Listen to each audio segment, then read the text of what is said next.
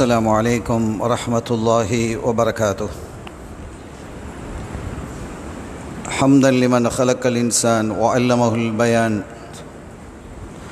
والصلاة والسلام على رسول الله وعلى آله حزب الله وأصحابه جند الله، وبعد. فقد قال الله تعالى في القرآن العظيم والفرقان المجيد: أعوذ بالله من الشيطان الرجيم، بسم الله الرحمن الرحيم. إن الدين عند الله الإسلام، قد أفلح من تزكى قد أفلح من زكاها. சங்கைக்குரிய அல்லாஹுவின் நல்லடியார்களே, எல்லாம் வல்ல அல்லாஹுவின் பேரருளும் நபிகள் நாயகம் ஸல்லல்லாஹு அலைஹி வஸல்லம் அவர்களது நல்லாசியும் நம் அத்தனை பேர் மீதும் நிலவுமாக. அல்லாஹும் அவனது ரசூலும் எந்தெந்த காரியங்களை எடுத்து நடக்க வேண்டும் என்று நமக்கு கட்டளையிட்டுள்ளார்களோ அவை அனைத்தையும் எடுத்து நடக்கவும், எவைகளை தவிர்ந்து நடக்க வேண்டும் என்று உத்தரவு பிறப்பித்துள்ளார்களோ அவை அனைத்தையும் தவிர்ந்து நடக்கவும் ஆரம்பமாக எனக்கும் உங்களுக்கும் நான் வசியத்து செய்து கொள்கிறேன். அல்லாஹ் தௌஃபீக் செய்வானாக, ஆமீன். சங்கையான பெருமக்களே, இன்று இந்த பாணந்துறை தொட்டவத்த மஸ்ஜிதிலே கலந்து கொண்டு ஒரு சிறிய உரையை நிகழ்த்துவதற்கான வாய்ப்பினை வழங்கிய வல்லவனாம் அல்லாஹ்விற்கு நெஞ்சம் நிறைந்த நன்றிகளை காணிக்கையாக்கி எனது வார்த்தைகளை தொடக்கம் செய்கிறேன். அல்ஹம்துலில்லாஹ் வ ஷுக்ருலில்லாஹ். அருமையான பெருமக்களே, உலகத்தில் அல்லாஹ் மனிதர்களை பலவாறு படைத்திருக்கிறான். இன்றைக்கு உலகத்தில் 200 கோடி முஸ்லீம்கள் இருக்கிறார்கள். இந்த 200 கோடி முஸ்லீம்களும் அல்லாஹ்விடத்தில் சமமானவர்களா? ஒவ்வொருவரும் ஒரே அந்தஸ்தில் உள்ளவர்களா? ஒருவருக்கு ஒருவர் அல்லாஹ்வினுடைய சமூகத்தில் நிகரானவர்களா என்ற ஒரு கேள்வியை எழுப்பினால் இல்லை என்பதுதான் பதில். சில மனிதர்களை நாம் பார்க்கிறோம், அவர்கள் மிகச் சாதாரணமாக மக்கள் மன்றிலே பார்க்கப்படுவார்கள். ஆனால் அல்லாஹ்வினுடைய சமூகத்தில் மிக உயர்ந்தவர்களாக இருப்பார்கள். சில மனிதர்கள் மனித சமூகத்திலே மிக உயர்ந்த நிலையில் காணப்படுவார்கள். ஆனால் அவர்கள் அல்லாஹ்விடத்தில் மிக இழிவானவர்களாகவும் இருக்கலாம். ஒரு மனிதரை குறித்து ரசூல் ஸல்லல்லாஹு அலைஹி வஸல்லம் அவர்கள் கேட்கிறார்கள் தோழர்களை பார்த்து, இதோ செல்கிறாரே, இவரை பற்றி உங்களுடைய அபிப்பிராயம் என்ன என்று கேட்டான். சஹாபிகள் பதில் சொன்னார்கள், யா ரசூலல்லாஹ், இவர் பேசினால் கேட்கப்படும், இவர் ஒரு விஷயத்தை சொன்னால் அது நடக்கும், மக்கள் அங்கீகரிப்பார்கள், அவர்களுடைய சொல் மக்கள் மன்றிலே அங்கீகரிக்கப்படும். இன்னொரு மனிதர் சென்றார், இவரை குறித்து உங்களுடைய கருத்து என்ன என்று சொன்ன பொழுது, நாயகமே, மக்கள் மத்தியிலே ஒரு பிரபல்யமான நபர் அல்ல இவர், இவர் ஒரு சாதாரணமானவர், இவர் சொன்னால் மக்கள் கேட்பார்களா என்றால் இல்லை, கேட்க மாட்டார்கள், மக்கள் மன்றிலே பெரிதாக அங்கீகரிக்கப்பட்டவரும் அல்ல என்று சொன்னார்கள். ஸல்லல்லாஹு அலைஹி வஸல்லம் சொன்னாங்க, நீங்கள் ஒருவர் அங்கீகரிக்கப்பட்டவர், அவர் சொன்னால் மக்கள்லாம் கேட்பாங்க, அவர் சொன்னால் மக்கள் எடுத்து நடந்து கொள்வார்கள் என்று சொன்னீர்கள் அல்லவா? அல்லாஹ்விடத்தில் அவர் உயர்ந்தவர் அல்ல. எல்லாரும் அப்படி இருக்கணுங்கிறது இல்லை. ஸல்லல்லாஹு அலைஹி வஸல்லம் ஒரு நபரை பற்றி சொல்கிறாங்க.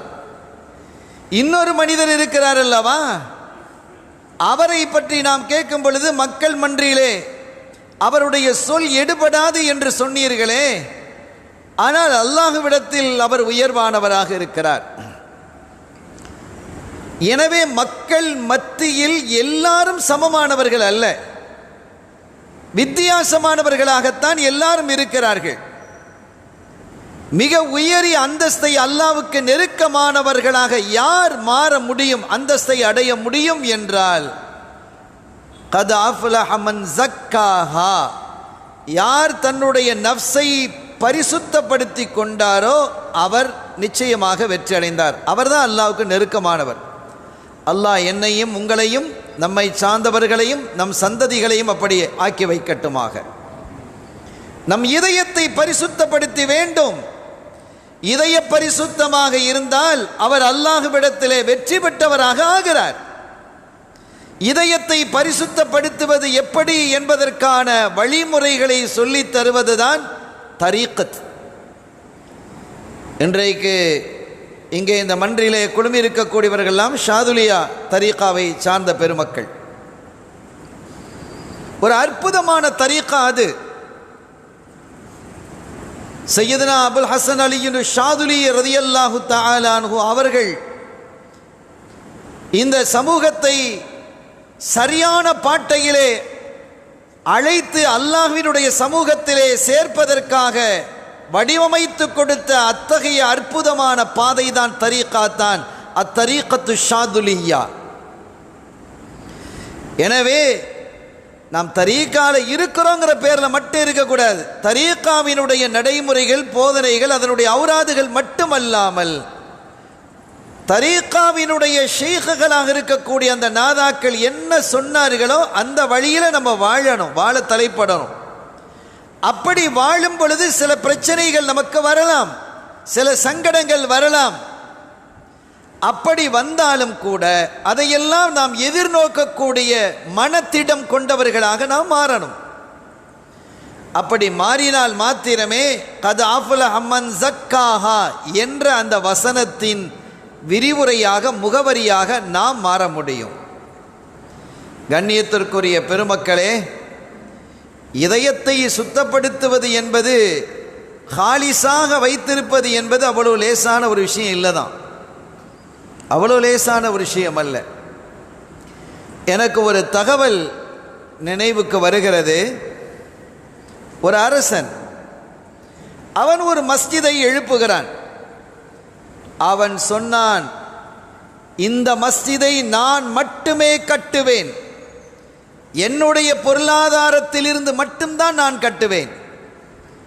அதனுடைய தூணாக இருக்கட்டும், அதனுடைய கலவையாக இருக்கட்டும், அதனுடைய தரையாக இருக்கட்டும், மேலே போடக்கூடிய கூரையாக இருக்கட்டும், மர வேலைகளாக இருக்கட்டும், அனைத்துமே அது என்னை சார்ந்ததாகத்தான் இருக்கணும். யாரும் இந்த மஸ்ஜிதுக்கு ஒரு சல்லி காசு, ஒரு பைசா, ஒரு சதம் உதவக்கூடாது என்று அறிவிச்சிட்டான். யாருடைய பங்களிப்பு இதில் இருக்கக்கூடாது. முழுக்க முழுக்க அது என்னுடைய உழைப்பால் உருவான அந்த பணமாகத்தான் அது இருக்க வேண்டும். இந்த பள்ளிக்கு யாரெல்லாம் இந்த வேலைகள் செய்து கொண்டிருக்கிறார்களோ அவர்களுக்கான கூலியையும் நானே கொடுப்பேன். அது எத்தனை கோடி வந்தாலும் சரி, அதை நான் மாத்திரமே செய்வேன். யாரும் என்ன செய்யக்கூடாது, எதற்காக எந்த பங்களிப்பும் செய்யக்கூடாது என்று அறிவித்தான். அப்படித்தான் அது நடந்தது. யாரும் என்ன செய்யல, ஒரு பைசா சதம் கொடுக்கல. ஏன்னா கண்டிப்பாக அரசர் சொல்லி இருக்கிறார், எந்த காரணத்தை கொண்டும் யாரும் இந்த மஸ்ஜிதுக்காக ஒரு பைசா செலவழிக்க கூடாது, முழுக்க முழுக்க அது என்னால் உருவாக்கப்பட்டதாகவே இருக்க வேண்டும் என்று தெளிவாக சொல்லிட்டார். பள்ளிவாசல் கட்டி முடிக்கப்பட்டது. அதிலே பெயர் எழுதப்பட்டது, அரசனுடைய பெயர், என்னுடைய பெயர் தான் அது எழுதப்படணும். அந்த மஸ்ஜிதுக்கு மன்னனினுடைய பெயரையே வைக்கப்பட்டது. அரசனுடைய பெயர் தான் இந்த பள்ளிக்கு. அரசர் ஒரு கனவு காணுகிறார். கட்டையெல்லாம் முடித்து திறப்பு விழா நடந்து மஸ்ஜிது பரிபாலனம், தொழுகை, வணக்க வழிபாடுகள்லாம் ஆரம்பிச்சிடுச்சு. ஒரு கனவு காணுகிறார். அந்த கனவிலே அவருடைய பெயர் இருந்த இடத்தில் வேறொரு பெண்ணினுடைய பெயர் இருக்கிறது. பள்ளிவாசல் இருக்குது கனவுல, அந்த பள்ளிவாசலுக்கு பெயர் அவருடைய பெயர் சூட்டப்பட்டிருக்கிறது. ஆனால் அந்த இடத்தில் மஸ்ஜிது அந்த இம்ராத்தினுடைய பெயர் இருக்கிறது. ஒரு பெயரினுடைய பெண்ணினுடைய பெயர் பதிவாகி இருந்தது. இவர் திடுக்கிட்டு விழித்தார். தன்னுடைய பணியாளர்களை அழைத்தார். நேராக அந்த மஸ்ஜிதுக்கு போங்க, அந்த மஸ்ஜிதில் யாருடைய பெயர் எழுதப்பட்டிருக்குதுங்கிறத பார்த்துட்டு வாங்க அப்படின்னு அனுப்பினார். அவங்க போய் பார்த்துட்டு வந்து சொன்னாங்க, அரசே உங்கள் பெயர் தான் அதில் இருக்கு. நல்லா பார்த்தீங்களா? நல்லா பார்த்தோம், உங்கள் பெயர் தான் அதில் இருக்குது. என்ன எழுதப்பட்டதோ அதே பெயர் தான் அது இருக்கிறது. சரி அல்ஹம்துலில்லாஹ்னு இருந்துட்டார். அவரும் காலையில் போய் பார்த்திருப்பார், அந்த பெயர் தான் இருக்குது, மன்னருடைய பெயர் தான் இருக்குது. மறுநாள் கனவு, அதே கனவு மீண்டும் தொடருகிறது. அந்த கனவில் அந்த பெயர், பெண்ணினுடைய பெயர், ஒரே பெண். நேற்று கனவில் யாருடைய பெயர் அதிலே பதியப்பட்டு இருந்ததோ அதே பெண்ணினுடைய பெயரையே திரும்பவும் அவர் பார்க்கிறார். திடுக்கிட்டு போனார், விழித்தார். போய் பார்த்துட்டு வாங்க யாருடைய பெயர் இருக்குதுண்டு. நேராக போனாங்க. அந்த பணியாளர்கள்லாம் போய் பார்த்துட்டு வந்தாங்க. அரசே உங்கள் பெயர் தான் இருக்கு. இவருக்கு ஒன்றும் புலப்படலை. ஏன் அப்படி திரும்பவும் இந்த கனவு வந்தது? இரண்டாவது முறையும் அதே கனவு வருகிறதே என்று அவர் கொஞ்சம் யோசிக்க ஆரம்பித்தார். மூன்றாவது நாளும் அதே கனவு, அந்த பெண்ணினுடைய பெயர் இருக்கிறது. திகைத்து போனார். அப்போதும் அனுப்புகிறார், யாருடைய பெயர் இருக்கிறது என்று பார்த்து வாருங்கள். அரசே உங்கள் பெயர் தான் இருக்கு. அப்போ 3 நாளாக ஒரே கனவு. இந்த கனவை குறித்து கனவுக்கு விளக்கம் சொல்லக்கூடிய அறிஞர்கள் பேசுவாங்க. ஒரு கனவு 3 தடவை தொடர்ந்து வருகிறது என்றால் அது அல்லாஹ்வின் புறத்தில் உள்ளது அப்படிம்பாங்க. ஷைத்தானினுடைய புறத்திலிருந்தும் கனவுகள் வரும். அர்ருயா மின் அல்லாஹ் வல் ஹுலுமு மினஷ் ஷைத்தான். கனவை 2ஆ பிரிக்கிறாங்க. ஹதீஸிலேயே ஸல்லல்லாஹு அலைஹி வஸல்லம் பிரிக்கிறாங்க. அர்ருயா மின் அல்லாஹ் வல் ஹுலுமு மினஷ் ஷைத்தான். ரூயா என்பது அல்லாஹ்வின் புறத்தில் உள்ளது, ஹுலும் என்பது அது ஷைத்தானின் புறத்தில் உள்ளது. அப்போ ஷைத்தானும் கூட கனவுகளை உருவாக்குவான். அவனுக்கு பெரிய ஆற்றல் இருக்குது, அதில் எந்த கருத்து மாற்றுபாடும் இல்லையே. அவன் எவ்வளோ பெரிய ஆளையும் பிரட்டி போட்டுருவான். அவன் எத்தகைய வலிமையான நஃப்ஸுகளையும் உடைப்பான். அவ்வளோ பெரிய ஆற்றல். இல்லா இபாதக்கல் முஹ்லசீன், பரிசுத்தமான உன்னுடைய சில அடியார்களை தவிர என்கிறான். அவங்கள ஒன்றும் செய்ய முடியாது. அவங்க யாருன்னா தங்களுடைய இதயத்தை தஸ்கியத்து செய்தவர்கள், இந்த வசனத்துக்கு உட்பட்டவர்கள்.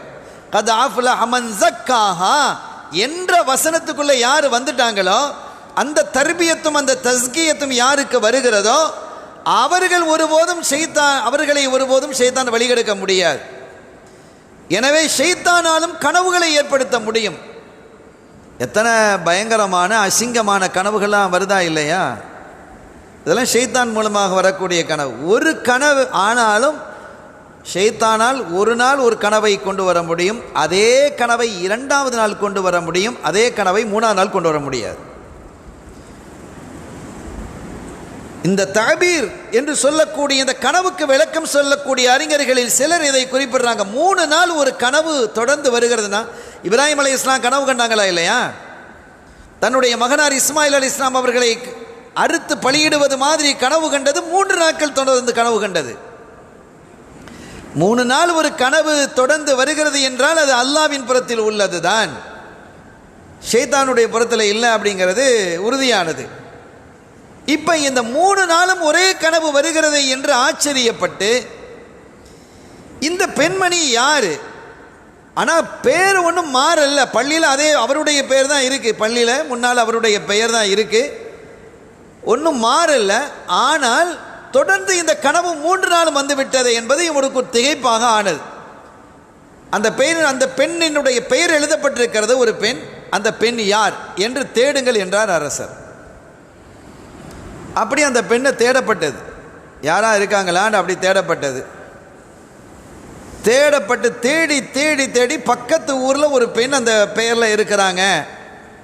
ஒரே பேரில் பல பேர் இருப்பாங்க, ஒரே பேர் புது பேராக இருக்கும், யாருமே விட்டுருக்க மாட்டாங்க. அந்த மாதிரி ஒரு பெயராக இருக்கலாம்.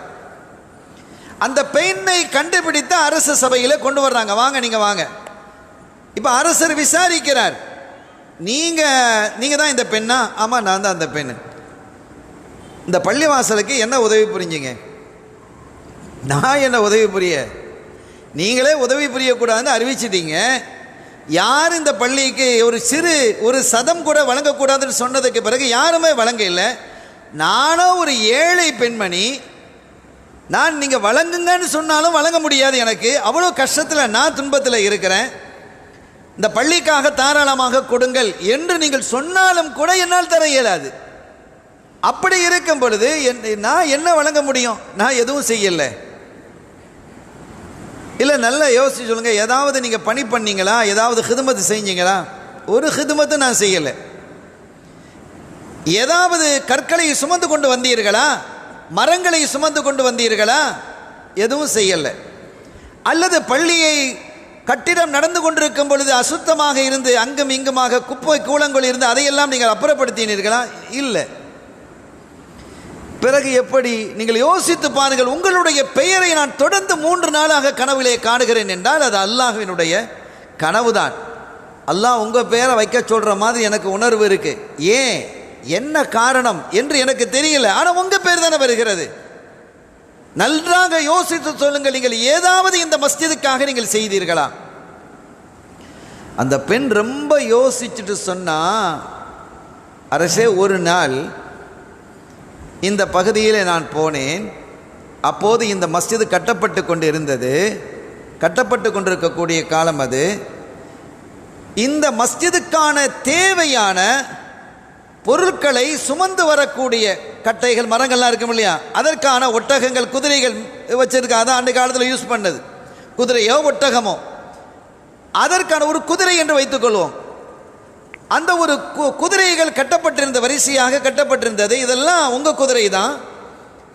அது வெளியிடங்களில் சென்று மரங்களை தூக்கி கொண்டு வரும். மரங்களை அவங்க வாங்கிட்டு வருவாங்க. அது பணியாளர்கள் வாங்கிட்டு வந்து இந்த குதிரை மேலே ஏற்றிட்டு கொண்டு வந்து இங்கே இறக்குவாங்க. அந்த குதிரைகள் வரிசையாக கட்டப்பட்டிருந்தது. அதிலே ஒரு குதிரைக்கு கடும் தாகம் ஏற்பட்டிருக்கு. அது எனக்கு தெரியாது. நான் அந்த வழியாக போகும்போது அந்த குதிரை இங்கே கட்டப்பட்டிருக்கிறது. சற்று தூரத்திலே ஒரு வாளியில் தண்ணீர் இருந்தது. ஒரு வாளியில் தண்ணீர் இருக்கு. அந்த குதிரை கடும் தாகத்தில் இருப்பதால் அந்த தண்ணீரை குடிப்பதற்காக அது முனைகிறது. அந்த கயிறு கட்டிப்பட்டிருக்கிறதுனால அந்த வாளி எட்டல்ல, அதுக்கு தூரத்தில் இருக்கு. பலமுறை அது முயற்சி செய்கிறது. நானும் பார்த்தேன். கடும் தாகமாக இருக்கிறது என்பதை உணர்ந்து கொண்டு நாங்கள் அங்கிருந்து வந்து அந்த வாளியை தூக்கி அதற்கு பக்கத்தில் வைத்தேன் என்று அந்த பெண் சொன்னாள். நிலைமையை பாருங்க. கோடான கோடி செலவு செய்து தன்னுடைய ஹலாலாக சம்பாதிக்க பணத்திலிருந்து பள்ளி அவர் கட்டி இருக்கிறாரு. இந்த பொண்ணு ஒரு வாளியை தூக்கி என்னை வச்சுட்டு போயிடுச்சு. அது தண்ணியை குடிச்சு அந்த மிருகத்தினுடைய, அந்த குதிரையினுடைய தாகம் தீர்ந்தது. இவ்வளவுதான் விஷயம். இது ஒரு மேட்டரா? அல்லாஹ்விடத்தில் அதுதான் மேட்டர். அவர் அப்படியே அதிர்ந்து போனார். அவர் சொன்னார், நான் என்னுடைய பெயருக்காக இந்த மஸ்ஜிதை கட்டினேன். இந்த பெண் அந்த குதிரையினுடைய தாகம் தீர்ப்பதற்காக எந்த ஒரு தற்பெருமையும் இல்லாமல், பெருமைத்தன்மை இல்லாமல், அந்த குதிரையினுடைய தாகத்தை போக்க வேண்டும் என்ற அல்லாஹுவினுடைய அருளுக்காக அந்த காரியத்தை செய்ததால் அல்லாஹ் அதை அங்கீகரித்திருக்கிறான். என்னுடைய பணியை அங்கீகரிக்கவில்லை என்று கருதி அவர் சொன்னார், என்னுடைய பெயரை அழிச்சிருங்க, அந்த பொண்ணு பெயரை எழுதிருங்கன்றார். சங்கைக்கான பெருமக்களே, நாம் சொல்வதெல்லாம், நாம் செய்யக்கூடிய ஒவ்வொரு காரியமும் ரப்புக்காக இருக்கணும். அதான் ஹாலிஸ். கத் அஃப்லஹ மன் ஸக்காஹா. நான் அதை கட்டினேன், நான் இதை செஞ்சேன், அதை கொடுத்தேன், இப்படி எத்தனைலாம் பேசுகிறான் மனுஷன். இப்படியெல்லாம் பேசுவது ஒரு மனிதனுடைய ஆகிரத்தை பாழாக்கிவிடும் என்பதை நாம் புரிந்து கொள்ளணும். சங்கையான பெருமக்களே, ஆக இதய பரிசுத்தம் என்பதை தான் தரீக்காக்கள் முக்கியத்துவமாக வழங்கி கொண்டிருக்கிறது. ஆனால் நமக்கும் அப்படி தரீக்காக்கு சம்பந்தம் இருக்கான்னு நம்ம பார்க்கணும். ஒவ்வொருத்தரும், நானும் சரி, நீங்களும் சரி. தரீக்கத்து நமக்கு எதை போதிக்கிறது என்றால் தஸ்கியத். நீங்கள் பரிசுத்தமாறீங்க, அடுத்தவர்களை பற்றி தப்பபிப்பிராயம் கொள்ளாதீர்கள். அப்படி கொள்வதால் உங்களுக்கு சங்கடங்கள் ஏற்பட்டு போய்விடும். உங்களுடைய அமல்கள் கபூல் இல்லாமல் போயிடும். இன்ன பஅலல்லன்னி இஸ்முன், அல்லாஹ் சொல்றான், உங்களினுடைய எண்ணங்களில் சிலது பாவமாக இருக்கிறது, அடுத்தவங்களை பற்றி தப்பாக கருதாதீங்க அப்படின்னு அல்லாஹ் சொல்கிறான். இப்போ நம்ம பேசுறதும் நாம் சிந்திப்பதும் கூட நிறைய தப்பாகவே இருக்கிறது. அடுத்தவர்களுடைய குறைகளை பார்க்கிறோம், நம்முடைய நிறைகளை பார்க்கிறோம். நம்ம இடத்துல இந்த குறைகளை பார்க்கணும், அடுத்தவங்க இடத்துல நிறைகளை பார்க்கணும். இதுதான் தரீக்கத். தரீக்கத்துண்டா அடுத்தவர்களுடைய நிறைவை பார்க்கணும், தன்னிடத்தில் இருக்கக்கூடிய குறைவை பார்க்கணும். இது தரீக்கா. ஆனால் நாம் என்ன சொல்கிறோம்? இப்போ உதாரணமாக நீங்கள் வச்சுக்கோங்களேன், ஒரு பாதையில் போய்கிட்டு இருக்கிறோம், ஒரு முள் நம்முடைய காலில் குத்திடுச்சின்னு வைங்க, காயமாயிடுச்சு, அல்லது ஒரு கண்ணாடி கிழிச்சு காயமாயிடுச்சு, கட்டு போட்டுருக்கிறோம்.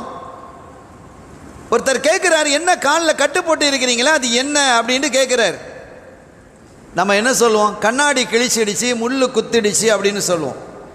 கண்ணாடி வந்து கிழிச்சுதா, முள் வந்து குத்தியதா?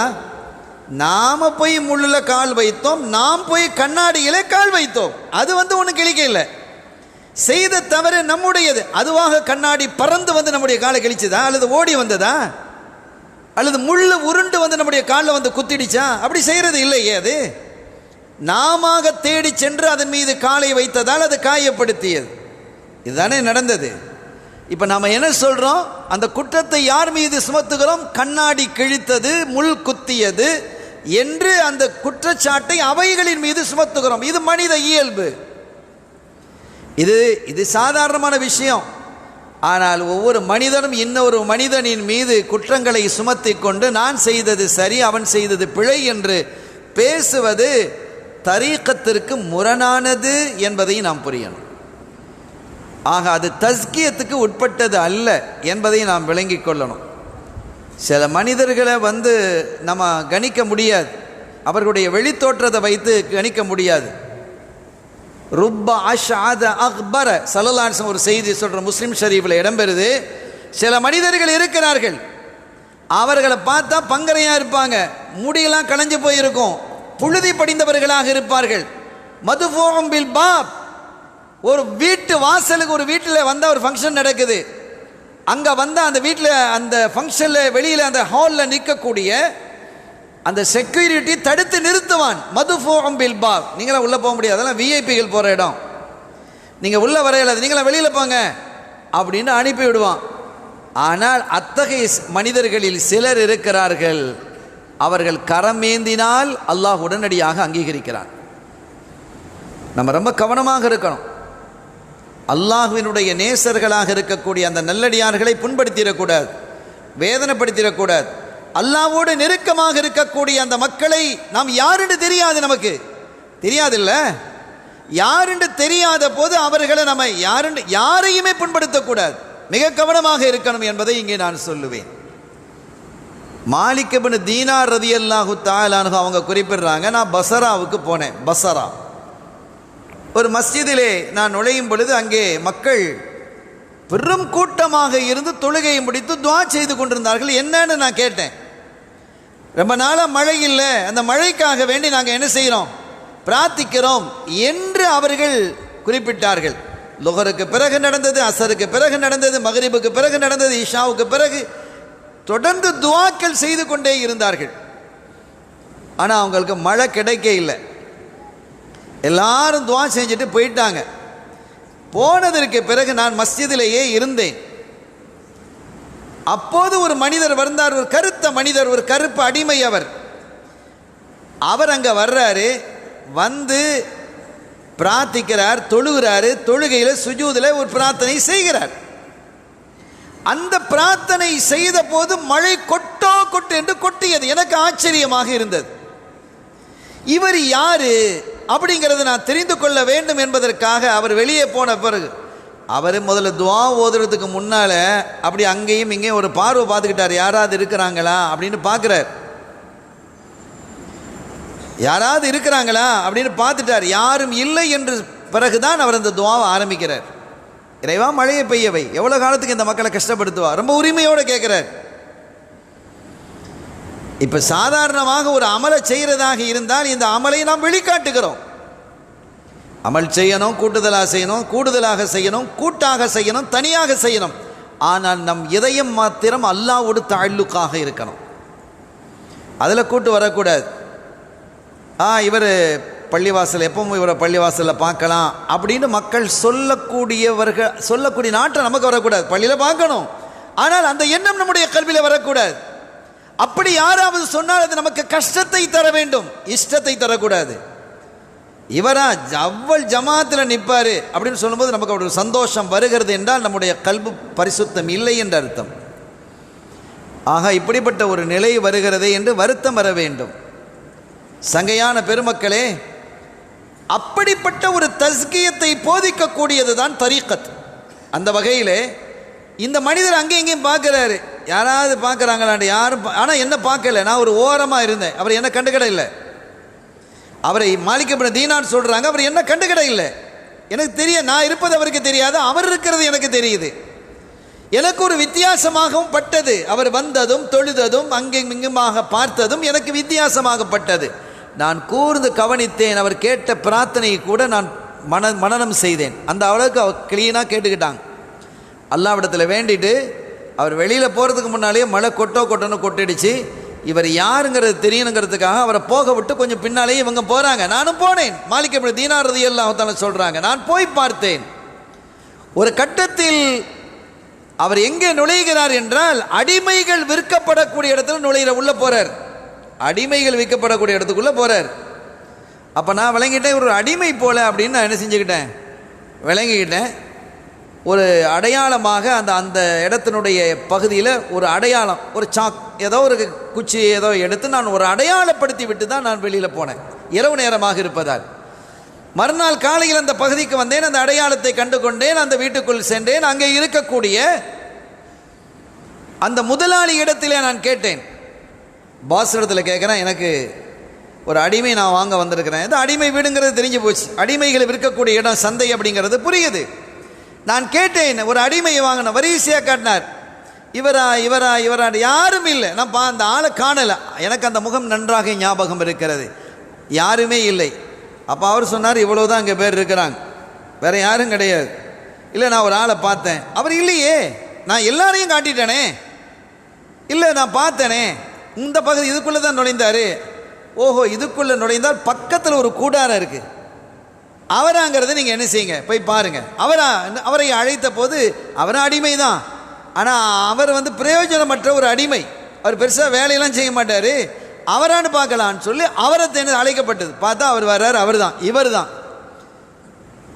அப்போ அந்த மோனர், அந்த முதலாளி சொல்கிறாரு, இவரை வாங்காதீங்க, இவர் ஒரு கூறு கெட்டவர், இவர் வேலையும் செய்ய மாட்டார், இவரால் உங்களுக்கு பிரயோஜனம் இருக்காது, திருப்பி தான் கொண்டு வந்து என்கிட்ட தந்துவீங்க. என்ன ஆளை தந்திருக்கிறீங்க, நல்ல பொருளை தரலையா அப்படிங்கிற மாதிரி இவர் திருப்பி கொண்டு தந்துருவீங்க என்று அவர் சொல்லுகிறார். அப்போ மக்கள் மன்றிலே அவர் ஒரு பெரிய நபர் அல்ல, ஒரு சாதாரணமானவர், சாதாரணமாக பார்க்கப்படக்கூடியவருங்கிறது விளங்குறமா இல்லையா? ஒரு அடிமையாகவும் இருக்கிறார், அதாவது அதிலும் கூறுகட்ட அடிமை என்று அவர் பார்க்கிறார் முதலாளி. வேறொரு தகவலிலே நான் படித்த ஞாபகம் வருகிறது. அவர் சொல்றார், இவர் 2-3 தடவை நான் வித்திருக்கிறேன்.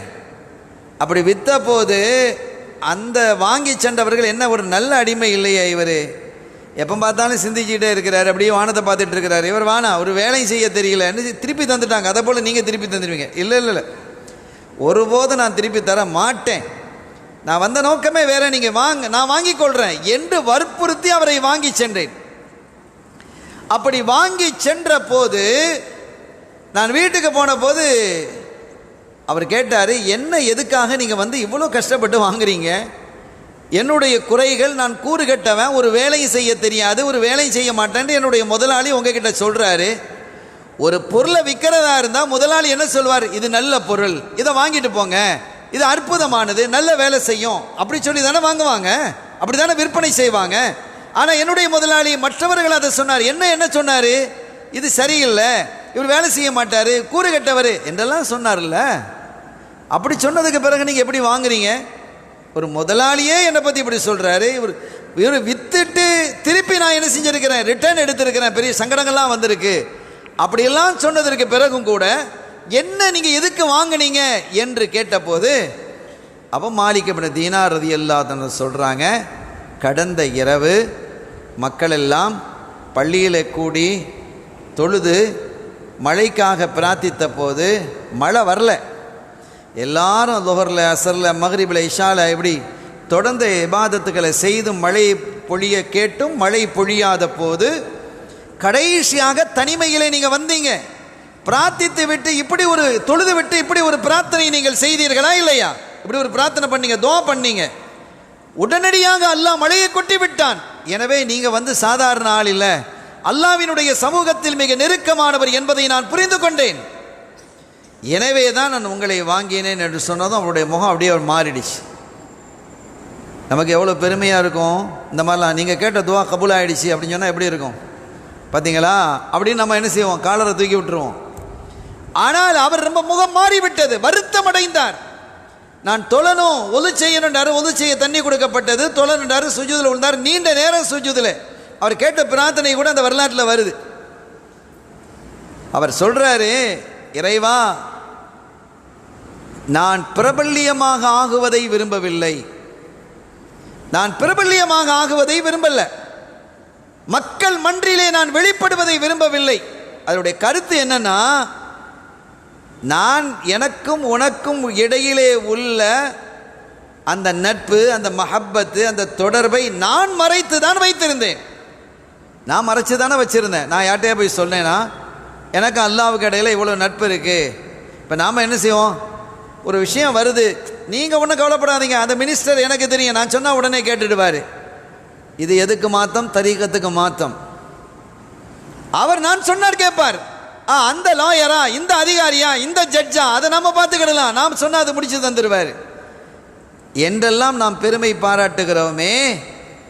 இப்போ இவர் என்ன சொல்கிறாரு பாருங்க, அதிகாரிக்கெல்லாம் அதிகாரி, அரசர்களுக்கெல்லாம் அரசர், மந்திரிகளுக்கெல்லாம் மந்திரி, இருக்கக்கூடிய மந்திரிகளை விரட்டுவதும் ஆட்சிகளை அமர்த்துவதும் யாருடைய கையில் இருக்கிறதோ அந்த ரப்போடு தொடர்போடு இருக்கிறார்.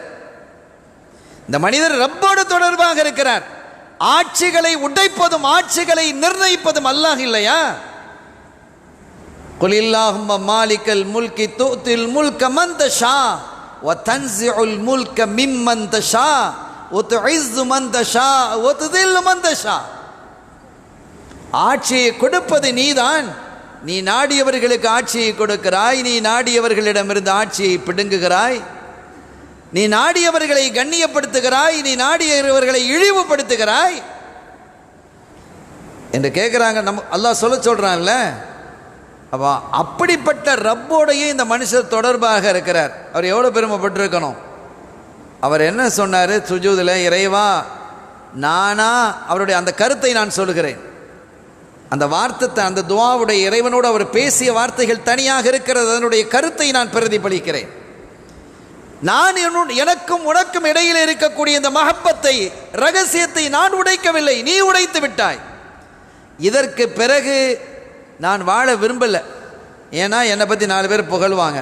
இவர் கேட்டால் துவா, இவர் உடனே முஸ்தஜாபு துவா, இவரை உடனே என்ன செய்ய கேட்டால் துவா பழிச்சிடும், அல்லாஹ் கபூல் செஞ்சிடுவான் அப்படின்லாம் ஊர் மக்கள்லாம் என்னை பார்த்து பேச புகழ, இந்த மாதிரி சங்கடங்கள் எனக்கு ஏற்பட்டதற்கு பிறகு என் கல்புலையும் ஒரு சந்தோஷம் வந்ததுன்னு வைங்க. அவர் அப்படி அவருடைய கருத்தில் பேசுகிறார். என்னுடைய கல்விலையும் மக்கள் பேசுவது என்பது வந்துவிட்டால் அது என்னதாக, ரியா, முகஸ்துதி ஆயிடுமா இல்லையா? அப்படி முகஸ்துதி என்னுடைய இடத்துல வந்துட்டா உன்னுடைய அருள் எனக்கு கிடைக்குமா, கோபம் வருமா?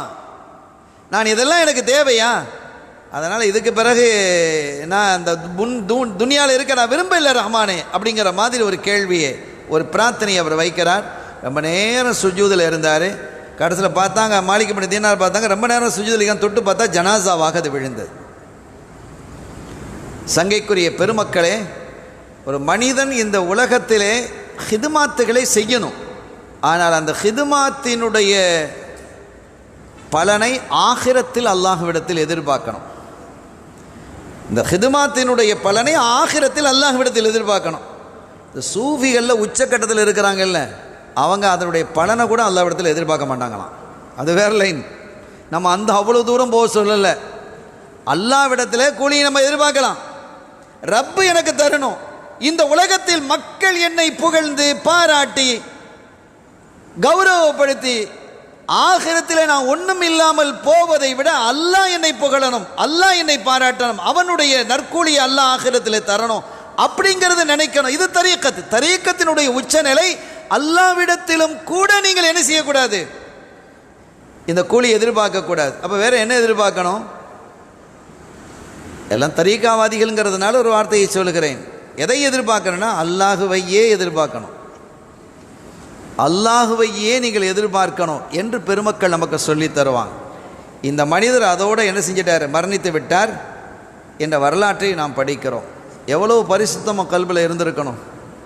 உலமாக்களுக்கு நன்றாக தெரியும். இமாம் மாவர்தி ரஹ்மத்துல்லாஹி அலைஹி பல கிதாபுகளை எழுதியிருக்கிறாங்க, நிறைய கிதாபுகள் எழுதியிருக்கிறாங்க.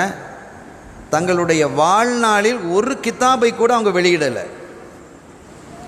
இமாம் மாவர்தி ரஹ்மத்துல்லாஹி அலைஹி அவர்கள் பல கிதாபுகள், பல கலைகளில் எழுதியிருக்கிறாங்க. ஆனால் அவர்கள் தன்னுடைய வாழ்நாளில் ஒரு கிதாபை கூட வெளியிடலை. வாழ்வினுடைய இறுதி பகுதியில் இருக்கிறாங்க. கடைசி நோய்வாய்ப்பட்டுட்டாங்க. அவங்களுக்கே புரியுது, இதுக்கு மேலே டாக்டர் சொல்வார் இல்லையா சில இடங்களில், இது பிழைக்கிறது கஷ்டம் அப்படின்னு தெரியும். இல்லை, மரதுல் மௌத்துன்னு நம்ம அரபிய ஹதீதுகளில் இருக்குது, ஃபிக்ஹெல்லாம் இருக்குது. மரதுல் மௌத், இது மௌத்துடைய நோய். அதை அவங்க உணர்றாங்க. இமாம் மாவர்தி ரஹ்மத்துல்லாஹி அலைஹி உணர்றாங்க. இந்த மௌத்து தான், இந்த நோய் நம்ம என்ன செஞ்சிடும், அல்லாஹ்வுடைய சமூகத்தில் சேர்த்து வச்சிரும் அப்படிங்கிறது அவருக்கு தெரியும். இப்போ என்ன செஞ்சாங்க அப்படின்னா, தனக்கு நெருக்கமான நம்பிக்கையான திகத், ஒரு நம்பிக்கையான நபரை அழைத்து அவர் சொன்னாங்க, இன்ன இடத்துல இவ்வளோ கிதாபுகள் இருக்குது, தஸ்னீஃபாத்தி, இது அத்தனையும் நான் கோர்வை செய்தது தான். இந்த இடத்துல இவ்வளோ கிதாப் இருக்குது, இது எல்லாமே நான் கோர்வை செய்தது தான். ஆனால் அவைகள் எல்லாம் அல்லாஹுவிடம் கபூலா இல்லையா என்று எனக்கு தெரியாது. எனக்கு பயமாக இருக்கிறது, அல்லாஹ் அதை ரத்து செய்து விடுவானோ, அல்லது இந்த உலகத்திலேயே நாம் வாழும் காலத்திலேயே அதை வெளியிட்டு அருமையாக எழுதியிருக்கிறீங்களே, நல்லா எழுதியிருக்கிறீங்களே, மக்கள் சொல்லலாம், அது பிரச்சனை இல்லை, சொல்லும்போது என்னுடைய மனசு சந்தோஷப்பட்டு விடுமோ, அந்த புகழுக்கு நான் அடிமையாக ஆகிவிடுவானோ. ஒரு அரசன் இருந்தானா, அந்த அரசன் யார் புகழ்ந்தாலும் என்ன செய்யறதில்லை, மகிழ்றதில்லை, போட்டு விரட்டி விட்டுடுவான். கவிஞர்களுக்கு பொதுவான கவிதைகள் படித்தால் அதுக்கு பரிசுகள் கொடுப்பான். அவனை புகழ்ந்து பாடல்கள் கவிதைகள் படித்தால் சில சமயங்களில் தண்டனையை கொடுப்பான். அந்த மாதிரி ஒரு அரசன் அவன். மக்கள் மத்தியிலே சவால் இருந்தது, இன்னைக்கு இந்த அரசனை நான் புகழ்ந்து அவனை மகிழ்விக்கிறேன், என்னுடைய கவிதைக்கு அவனை அடிமையாக்குகிறேன், அவனை புகழ்வேன், அருமையாக பாடினா என்று சொல்ல வைக்கிறேன். பல கவிஞர்கள் போய் அடி வாங்கி வந்ததான் மிச்சம். எல்லாத்தையும் அடித்து ஷார்ட்டேல் அடித்து அனுப்பிட்டான். ஒரு கவிஞன் சொல்கிறான், நான் ஷார்ட் அடிலாம் வாங்க மாட்டேன், நான் கரெக்டாக போயிட்டு வர்றேன் பார், பரிசுகள் வாங்கிட்டு வர்றேன் அப்படின்னு நேராக போனான். அவன் ஒரு வார்த்தையை அரசனை புகழ்ந்தான். எப்படி தெரியுமா, புகழுக்கு மயங்காத அரசே அப்படின்னா மயங்கிட்டான். நீ தான் கரெக்டாக சொன்ன, மயங்காச்சு தானே, புகழுக்கு மயங்காத அரசே, பரிசுகளை கொடுத்து அனுப்பினான். மனிதன், எந்த மனிதன் புகழுக்கு மயங்க மாட்டான்? ஸல்லல்லாஹு அலைஹி வஸல்லம் அவர்கள் தன்னை பற்றி சில விஷயங்களை சொல்ல வரும்போது அல்லாஹ் சொல்லுவான், இதை நீங்கள் சொல்லுங்கள் நாயகமே, நான் யார் என்பதை நீங்கள் சொல்லுங்கள், உங்களுடைய மக்காம் என்ன என்பதை சொல்லுங்கள். ஒரு பகுதி, ஒரு விஷயத்தை அல்லாஹ் சொல்லும் பொழுது தன்னுடைய சிறப்பை, தன்னுடைய கௌரவத்தை, மாண்பை, மகத்துவத்தை, ஃபல்லை சொல்லும் பொழுது வலா ஃபஹர், பெருமைக்காக அல்ல அப்படின்னு சொல்லிடுவாங்க. அல்லாஹ் சொல்கிறான்.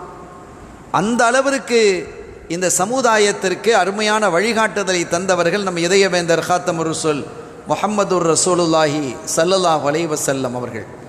அருமையான பெருமக்களே, இமாம் மாவர்தி ரஹ்மத்துல்லாஹி அலைஹி தன்னுடைய நம்பிக்கையான அந்த மனிதரை கூப்பிட்டு பேசுகிறாங்க, இந்த கிதாபுகள் எல்லாமே நான் எழுதியது, நான் ஹயாத்திலேயே வெளியிட்டு தான் என்னை புகழ, நான் அந்த புகழுக்கு மயங்க, அல்லாஹ் விட்டு நான் தூரமாக போக, இப்படிலாம் நடந்துருமேன்னு பயந்து தான் நான் என்ன செய்யலை, வெளியிடலை. அது வீணாக போயிடக்கூடாது, மக்களுக்கு பலன் அளிக்கணுங்கிற ஆசை எனக்கு இருக்குது. இப்போ நான் மரதுல் மௌத்தில் இருக்கிற மாதிரி எனக்கு நான் நினைக்கிறேன். ஒரு விஷயத்தை நான் உங்களுக்கு சொல்கிறேன், நான் மரணித்ததாக உங்களுக்கு தகவல் வந்தால் நீங்கள் நேராக வரணும். வந்து என்னுடைய கையின் மீது உங்களுடைய கையை வைங்க.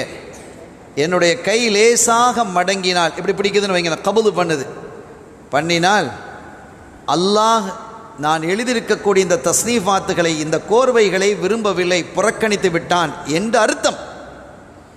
அவைகளையெல்லாம் கொண்டு நதியிலே போட்டுருங்க, ஆற்றுல தூக்கி வீசிருங்க.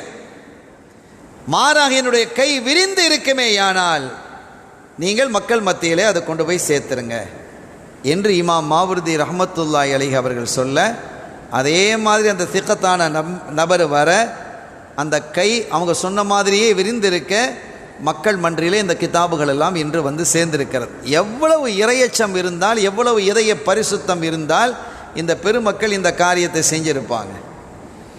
எனவே இந்த மாதிரி தான் ஒரு நடைமுறையிலே இருக்க வேண்டும். ஒரு மனிதன் 2 ரக்காத்து தொழுகிறான், பரிசுத்தமாக தொழுகிறான். நைட்லெல்லாம் முழிச்சிட்டு இருந்தேன்ப்பா, முடியல, ரைட்டில் பார்த்தேன், தூக்கம் வரல, அல்லாண்டு நான் நின்று தொழ ஆரம்பிச்சிட்டேன். இந்த தொழுகை யாருக்கு வேணும்? இந்த தொழுகை யாருக்கு வேணும்? ராத்திரி பூரா நின்று தொழுதேன், நான் ஒரு ஜமாத்தை விட மாட்டேனே, எல்லாத்திலும் அவ்வளவு தக்பீரில் போய் நின்றுவானே, இந்த தொழுகை யாருக்கு வேணும்? 2 ரக்காத் இறைவனுக்காக ஒரு எனக்கு அந்த அவங்களுடைய பேர் ஞாபகத்துக்கு இல்லை. சில சமயம் அவங்க வீட்டில் தொழ ஆரம்பித்தார்களே, ஆனால் யாராவது வர்ற மாதிரி தெரிஞ்சால் போய் அல்லான்னு படுத்துருவாங்களாம், அப்படி படுத்துக்கிட்டே இருப்பாங்களாம். மக்கள்லாம் அவங்கள சொல்லுவாங்களாம், ஒரே தூங்கிட்டு தான் கிடப்பார் இவர் அப்படின்னு சொல்லக்கூடிய அளவுக்கு தான் இருக்குது, ஒரே தூங்கிட்டு கிடப்பார். யாரும் இல்லாத போது எழுந்து தொழுவாங்க. அதுக்கு பிறகு அவருடைய வஃபாத்துக்கு பிறகு வீட்டில் உள்ளவங்க சொன்னாங்க, மரணத்திற்கு பிறகு அவங்க வீட்டில் உள்ளவங்க சொல்கிறாங்க, இவர் இப்படிப்பட்டவர் தான், யாராவது வர்ற மாதிரி இருந்தால் கட்டியில் போய் படுத்து தூங்குற மாதிரி இருப்பார், எலும்புனா என்ன ஒரே தூங்கிட்டு கிடக்குறீங்க அப்படின்னு மக்கள் சொல்லும் அளவிற்கு தன்னை அவர் ஆக்கி கொண்டார் மக்கள் மன்றிலே. நான் அல்லாஹ்வினுடைய சமூகத்திலே நான் சிறந்தவனாக கண்ணியமானவனாக இருக்க வேண்டும் என்று அந்த சூஃபியாக்களாக இருக்கக்கூடியவர்கள், ஷேகுமார்களாக இருக்கக்கூடியவர்கள், தங்களுடைய இதயத்தை பரிசுத்தப்படுத்தி கொண்ட பெருமக்கள் விரும்பினார்கள். அதுதான் அவர்களை அல்லாஹ்வினுடைய சமூகத்திலே இணைத்து வைத்தது, சேர்த்து வைத்தது. அவர்கள் கேட்கக்கூடிய பிரார்த்தனைகளை அல்லாஹ் கபூல் செய்தான் என்பதை வரலாற்றின் வழியாக நாம் பார்க்கிறோம். எத்தனை செய்திகள் ஸல்லல்லாஹு அலைஹி வஸல்லம் காலத்தில் சஹாபிகளுடைய வாழ்விலே பார்க்கிறோம். ஒரு கட்டத்தில் நான் ஒரு செய்தியை சொல்லி நான் நிறைவுபடுத்துவேன். சையதுனா ஸஅத் இப்னு அபி வக்காஸ் ரலியல்லாஹு தஆலா, சையதுனா காலித் இப்னு வலீத் ரலியல்லாஹு தஆலா, கண்மணி ஸல்லல்லாஹு அலைஹி வஸல்லம் காலத்துக்கு பிறகு நடந்த ஒரு நிகழ்வு. இவங்க 2 பேருக்கும் இடையிலே கொஞ்சம் மனஸ்தாபம் ஏற்பட்டது, சின்ன ஒரு சர்ச்சை ஏற்பட்டது. மனிதர்களாக இருந்தால் இதெல்லாம் ஏற்படும், குடும்பங்களாக இருந்தால் ஏற்படும், அதெல்லாம் சகஜம். இப்போ காலித் இப்னு வலீத் ரலியல்லாஹு தஆலா அவரிடத்தில் ஒருத்தர் வாரார். காலித், ஒரு விஷயத்தை நான் உங்களுக்கு சொல்லட்டுமா? என்ன? இந்த ஸஅத் இப்னு அபீ வக்காஸ் இருக்கிறாரு, ஸஅத் இருக்கிறாரு, அவர் எப்போதும் அந்த மாதிரி ஆள் தான், பிரச்சனை பண்ணிக்கிட்டே இருப்பார், ஒரு முரட்டுத்தனமாக நடப்பார். நானும் கேள்விப்பட்டேன், உங்கள்கிட்டையும் ஏதோ ஒரு கொஞ்சம் அப்படி இப்படி நடந்துக்கிட்டதா கேள்விப்பட்டேன். நீங்கள் அதை பற்றிலாம் கவலைப்படாதீங்க. நம்மக்கிட்ட வந்து சொல்லுவாங்களா இல்லையா சில பேர், நம்மக்கிட்ட யாராவது நடந்தேன்னு சொன்னால், அவர் அந்த மாதிரி ஆள் தான், நீங்கள் அதை பற்றிலாம் கவலைப்படாதீங்க, எப்போ பார்த்தாலும் அவர் அப்படி தான், உங்களுடைய பிரச்சனை பண்ணார், அவர் யாரோட தான் பிரச்சனை பண்ணலை சொல்கிறாங்களா இல்லையா? ஆமாப்பா, நான் அவருக்கு நல்லதான் பண்ணியிருக்கிறேன், அவர் எனக்கு அப்படி பண்ணியிருக்கிறாரு அப்படி நாம் சொல்லுவோம். ஆனால் காலித் இப்னு வலீத் ரலியல்லாஹு சொன்ன பதிலை பாருங்கள். இங்கே வாங்க, எனக்கும் அவருக்கும் ஸஅத் ரலியல்லாஹு தஆலா அவர்களுக்கும் இடையிலே இருக்கக்கூடிய இந்த பிரச்சனை எங்களுடைய தீனை குறைக்கக்கூடிய பிரச்சனை எதுவும் இல்லை. அது ஒரு சாதாரண பிரச்சனை இருக்குது, அது ஒரு சாதாரண பிரச்சனை. இந்த தீனிலே உள்ள தீனினுடைய அந்தஸ்தையோ தீனையோ குறைக்கக்கூடிய பிரச்சனை இல்லை. நீ எதுக்கு எங்களுக்கு இடையில வந்து கம்பை வெட்டிட்டு போற, கம்பை வெட்டி போடுறிய எதுக்கு? இந்த பேச்செல்லாம் எங்கிட்ட வச்சுக்கிடாத என்று திருப்பி அனுப்பினார்கள். இது தஸ்கியத். அப்படி செய்வோமா? நாம் செய்ய முடியுமா? அந்த பக்குவம் நமக்கு வருகிறதா? வருகிறது என்றால், வந்துவிட்டது என்றால், கத் அஃப்லஹ மன் தஸக்கா கத் அஃப்லஹ மன் ஸக்காஹா என்று அல்லாஹ் இந்த வசனங்களின் வாயிலாக யாரை குறிப்பிடுகிறானோ அந்த பட்டியலில் நாம் வந்து விடுவோம். எல்லாம் வல்ல ரப்புல் ஆலமீன் அல்லாஹ் ஜல்ல ஷானஹு வ தஆலா இந்த மஜ்லிஸை கபூல் செய்து, இந்த உரையையும் கபூல் செய்து, நம் எல்லோரையும் பரிசுத்தப்படுத்தி, நாம் பெருமை அடிப்பதிலிருந்தும் நம்மையே நாம் கௌரவப்படுத்தி கொள்வதிலிருந்தும் அல்லாஹ் நம்மை பாதுகாத்து பணிவும் பக்குவமும் உள்ளவர்களாக அவனுடைய பொருத்தத்தையும் அவன் ஹபீப் ஸல்லல்லாஹு அலைஹி வஸல்லம் அவருடைய பொருத்தத்தையும் பெற்றவர்களாக நம்முடைய ஷேகுமார்களாகிய நாதாக்கள் நமக்கு எந்த வழியில் வாழ வேண்டும் என்று கற்றுத்தந்தார்களோ அந்த வழியில் வாழக்கூடியவர்களாக அல்லாஹ் நம்மையும் நம்முடைய சந்ததிகளையும் இந்த ஊர் மக்களையும் நம்முடைய குடும்பத்தார்களையும் நம்முடைய வழிவாறுகளையும் அல்லாஹ் ஆக்கி வைப்பானாக. பெரு நோய்களை விட்டும் அல்லாஹ் நம்மை பாதுகாப்பானாக. கொடுமையான வறுமைகளை விட்டும் அல்லாஹ் நம்மை பாதுகாப்பானாக. கெட்ட குணங்களை விட்டும் அல்லாஹ் நம்மை பாதுகாப்பானாக. இறைவனுக்கு விருப்பமான அவனது ஹபீப் ஸல்லல்லாஹு அலைஹி வஸல்லம் அவர்களுக்கு விருப்பமான காரியங்களை ஆற்றக்கூடியவர்களாக அல்லாஹ் என்னையும் உங்களையும் நம்மை சார்ந்தவர்களையும் அல்லாஹ் ஆக்கி அருள்வாளிப்பானாக. பிஹக்கி ஹபீபிஹி ஸல்லல்லாஹு அலைஹி வஸல்லம். எல்லாம் வல்ல அல்லாஹ்வின் அருளையும் ஸல்லல்லாஹு அலைஹி வஸல்லம் அவர்கள் ஷஃபாஅத்தையும் பெறுவோமாக. وآخر دعوانا الحمد لله رب العالمين والسلام عليكم ورحمة الله وبركاته.